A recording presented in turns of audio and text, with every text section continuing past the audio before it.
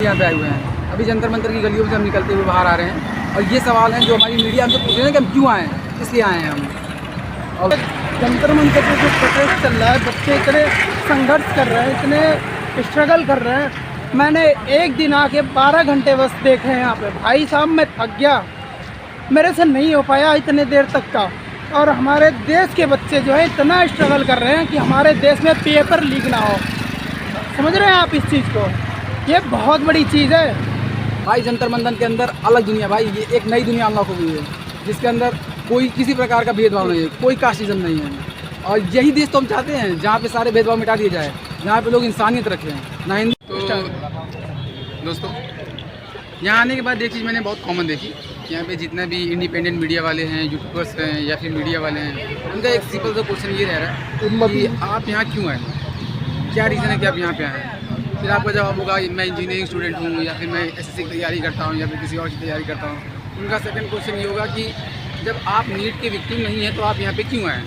तो मेरा उनको एक ही जवाब है कि हम यहाँ पे लोकतंत्र की हत्या होने से बचाने आए हैं। हम अपनी आंखों के सामने अपने लोकतंत्र की हत्या होते हुए नहीं देख सकते हैं। भाई हमने पढ़ा है, हमने पॉलिटिक्स में जब पहली बार पढ़ा था 7th 8th जो भी क्लासेस में, उसमें लिखा था democracy is a form of government which is accountable to the citizen. Democracy, लोकतंत्र एक ऐसा फॉर्म ऑफ गवर्नमेंट है जिसमें हमारी गवर्नमेंट होती है, वो अकाउंटेबल होती है हमारे जितने भी नागरिक हैं उसके लिए। लेकिन ये गवर्नमेंट जो भूल चुकी है कि उनको अकाउंटेबिलिटी देनी होती सिटीजन्स को। और अगर पेपर लीक हुआ है, उन्हें आके एटलीस्ट बात करनी होगी, बताना होगा कि लीक कैसे हुआ है, और उसके बाद आश्वासन देना कि उनकी गलती हुई, उनको मानना होगा। But they are not getting accountable to the problems, and they are not getting accountable. We are ashamed to say that we are a part of a democracy which is no more democratic at all. We are going to get a part of autocracy. ये तानाशाही जो है हम बर्दाश्त नहीं कर पाएंगे, और इसके लिए हम आवाज़ उठाने आए, ना कि इसलिए कि हम नीट की विक्टिम नहीं तो हम आवाज़ नहीं उठा सकते हैं। We are part of this nation, we the people of India. इससे स्टार्ट होगा हमारा कॉन्स्टिट्यूशन, और हम अपने संवैधानिक हक का भरपूर सही से इस्तेमाल करेंगे और अपने देश को फिर से अकाउंटेबल गवर्नमेंट ही लेके आने चाहिए। और क्यों ना करें, कोई ज़रूरी है कि नीट का पेपर लीक हुआ है तो नीट के स्टूडेंट ही प्रोटेस्ट करेंगे? नहीं मेरे भाई, बच्चे जो है हमारे देश के फ्यूचर है।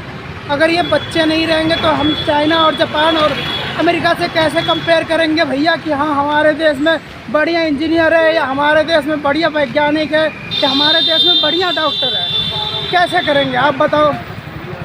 है आपके पास जवाब? तो क्यों ना करें प्रोटेस्ट। देश की तरक्की इस बात से नापी जाती है कि उस देश के युवा कितनी प्रगति कर रहे हैं, और जिस देश के युवा प्रगति करते हैं वो देश अल्टीमेटली प्रगति करता ही करता है।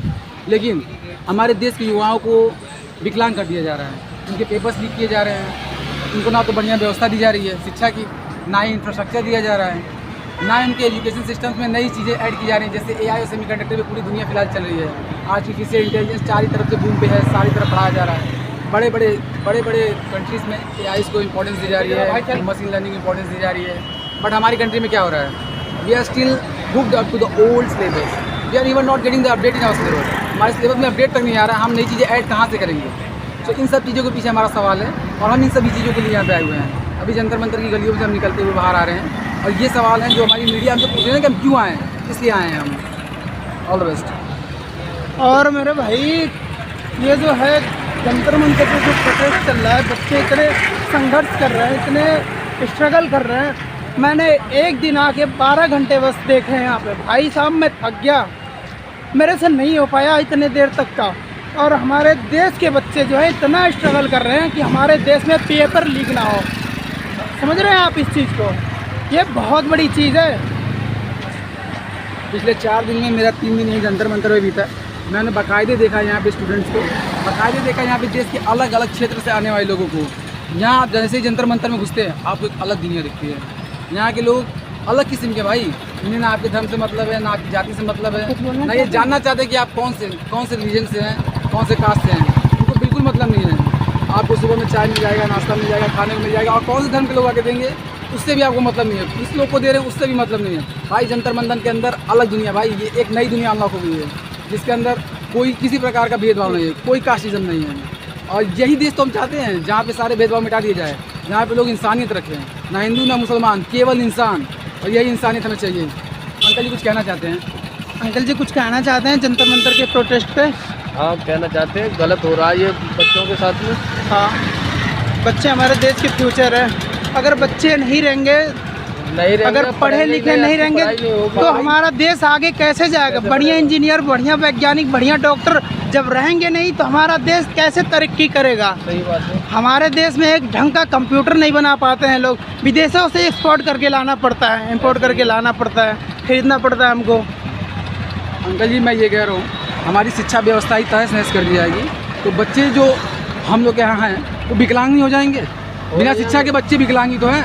हाथ पैर होना केवल विकलांगता नहीं होने का पहचान थोड़ी है, मानसिक गुलामी भी तो विकलांगता है। ये सरकार की सबसे बड़ी कमी है ना, उन्होंने ध्यान नहीं दिया बच्चों की मानसिक विकास को। इनका सिलेबस पिछले 40 साल से अपडेट नहीं हो रहा है। हम कैसे बाकी दुनिया से कॉम्पीट करेंगे? सही बात है। बाकी देशों से हम कॉम्पीट करने जाते हैं, जापान से करना, नेपाल से करने जाते हैं। जापान की बात होती है, कहते हैं नेपाल से कर लो। हम लोग कहेंगे नहीं यार चाइना से बात कर लेती है, कहेंगे नहीं भूटान से देख लो, पाकिस्तान से देख लो। ऐसे देश विकास करेगा? सिलेबस अपडेट नहीं कर पा रहे हम, दुनिया से कॉम्पीट कैसे करेंगे?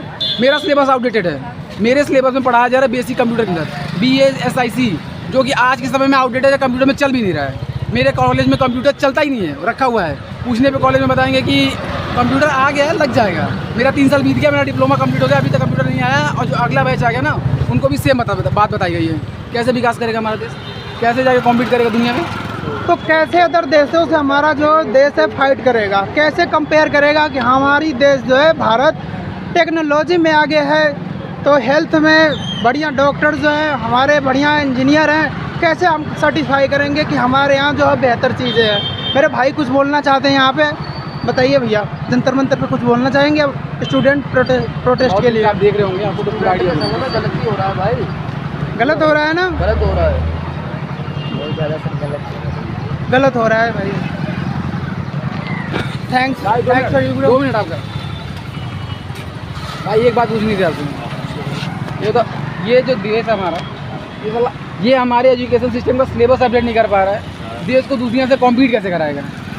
पाकिस्तान से कम्पीट करवा रहा है। पाकिस्तान से कम्पीट करा, यही तो बात है। अगर हमको पूछना चाइना से कम्पीट करने के लिए कहीं पाकिस्तान से आ गए, हम पूछेंगे तो सरकार बदलनी पड़ेगी। अगर चाइना से आपको कंपेयर करवाना है ना, तो सरकार बदलो तब कंपेयर करो, उसके पहले नहीं कर पाओगे। नहीं ये खाली साले पाकिस्तान से कंपेयर करेंगे बस, और इनके पास कोई सिस्टम। जापान से बात करो तो नेपाल से दिखा देंगे, चाइना से बात करो तो पाकिस्तान दिखा देंगे। नेपाल से भी आगे है ना, क्योंकि नेपाल बनने वाला है, नेपाल बन चुका है। नेपाल में जंजी जो है छा चुके हैं, नेपाल को एक बार जला के राख कर दिए हैं। और वही भारत में होने वाला है। धर्मेंद्र प्रधान का इस्तीफा नहीं होगा ना, देखो क्या होता है। धर्मेंद्र प्रधान का इस्तीफा नहीं होगा ना, आज का प्रोटेस्ट कल के प्रोटेस्ट से और बड़ा है। हम लोग एक हफ्ते से इधर रुक रहे हैं। अच्छा, आप क्या कहना क्या चाहते हैं? आप इस जो जंजी अभी देख रहा है यहाँ पे बाहर, उसको आप क्या कहना चाहते हैं? मोदी और मोदी के भक्तों से कि आपको कांग्रेचुलेसन, देश बर्बाद हो चुका है और ज़्यादा बर्बाद नहीं करना चाहते हो तो कुर्सी है, जनाजा तो है नहीं, उतर जाओ आराम से। देश में बहुत पढ़े लिखे लोग हैं, देश को संभाल लेंगे। तुम्हारे सारे मंत्री भ्रष्ट है सारे। हाँ, शिक्षा मंत्री को घारा को का नहीं पता, ठीक है। रोड मंत्री को गाड़ी चलाना ना आता हो, नितिन गडकरी को नहीं आता। देख लो, एथेनॉल डाल के साला आम लोगों की गाड़ी कैसी ऐसी धज्जिया उड़ा दिया ना, लोग बीच रास्ते में फंस जाते हैं भाई, गाड़ी बंद हो जाती है, रोने लगते हैं भाई, क्या करें? कोई उनके पास रास्ता ही नहीं है, कुछ कर भी नहीं सकते ना। Thanks bro. ये प्रोटेस्ट सक्सेस होगा भाई, रिजिग्नेशन लेके ही जाएंगे यहाँ से। अरे भाई साहब, अगर रिजाइन नहीं लिख पाते हैं तो अंगूठा लगा दीजिए कम से कम। टाइप हम कर देंगे भाई, टाइप मैं कर दूंगा। हाँ, ये लोग टाइप करने के लिए तैयार हैं भाई। टाइप क्या करना, टाइप करके लाए हैं, टाइप करके रखे हैं, बस आपको अंगूठा लगाना। अगर रिजाइन नहीं लिख पाएंगे तो आप अंगूठा मार दीजिए, कम से कम इन छात्रों की जो है और इस देश की भविष्य जो है आगे जा सके, ताकि हम China, Japan, America, other country से हम कंपेयर कर सके इस चीज़ को। Thanks for watching.